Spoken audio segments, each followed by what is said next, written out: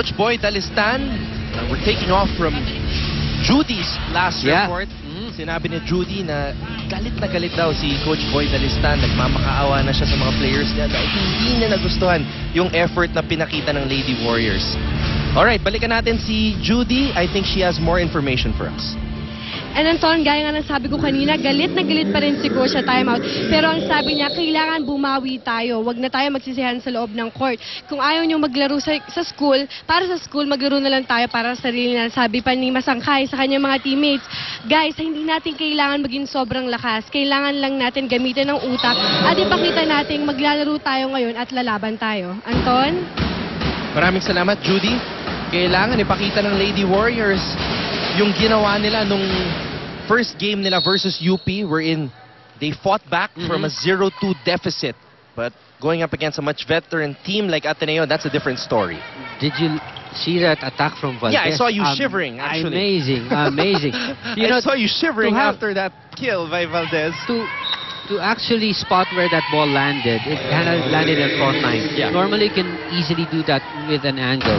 But this one, she did down the line. So, ganun ka-sharp yung angle ng attack na yun ni Alyssa. And after that, parang wala lang sa kanya. She just walked off. No celebration after. Just the usual day in the office. And one of the things I noticed in the rookie year of Alyssa Valdez, especially in the finals against LaSalle, there were times na parang napagod na siya because of so much attacks that were set up to her.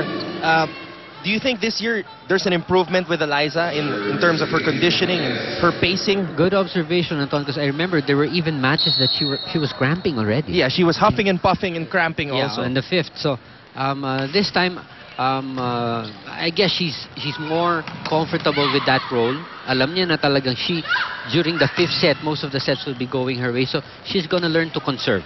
You know, pag nakikita niya na first set, second set, and she doesn't have to give it 100%, she's gonna do that. Start doing that right now. And you've got the rest of the team also supporting her. So hindi na siya magiging ganun kapagod pagdating ng fifth set.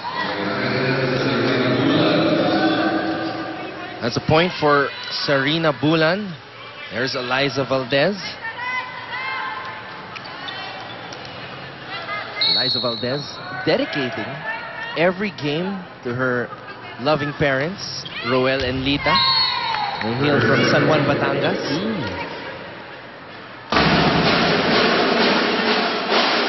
And here she is right now at the service line. You know, I was talking to her before the game, Doc, and she told me the reason why she got into volleyball was because of her two older brothers, na si Paolo at si Nico. And dati kasi sila lang yung playmates niya kasi siya lang yung only girl. Oh, okay. There are 4 siblings in the family, 2 older brothers and 1 bunso, also a boy, si Nico, who's only 9 years old. So kaya siya nahilig sa volleyball dahil sa mga kuya niya. Grabe, paano mong nalalaman yan? Galing mo talaga. Bilisan lang tayo ng palo. Hindi tayo kinakailangan maglakas. Kung antayin natin yung bola bago bumaba, bago nyo paluin, kapiraso lang sa net yun eh. Pagkatapos, pagbaba nung, katapas mismo ng braso ng blocker. So ano gagawin natin? Unahan natin ng palo. Di baling mahina yung palo natin, bibilisan lang natin. Natin yan. Umarap nyo. Kapit tayo, kapit! Let the victory. Let's go!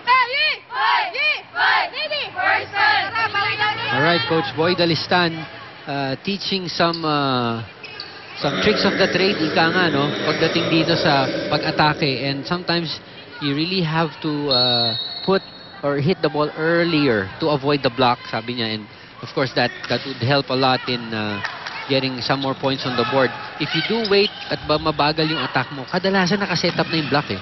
Then you have less room to work with and harder for you to get the ball across.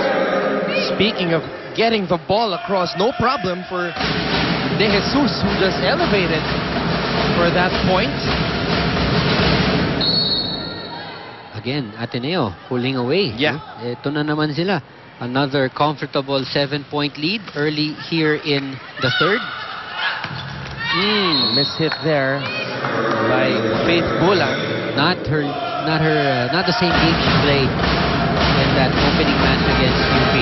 I'm sure she's way down in that point output.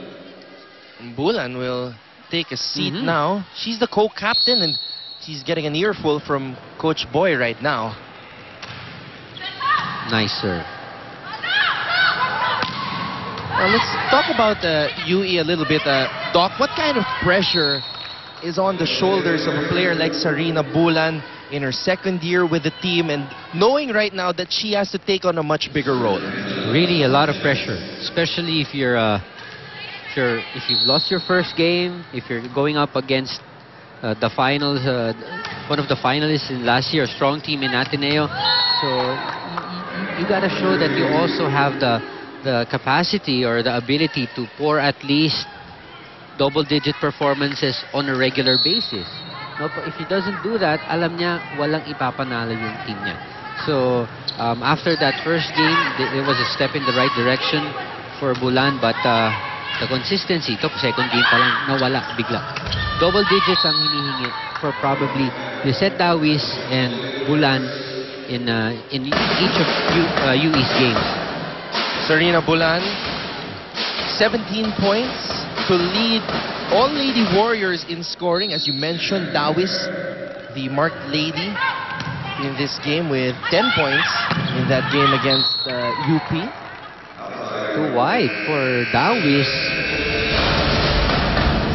All right, we have another Kit Kat break. Get ready for what's next. Have a break, have a Kit Kat.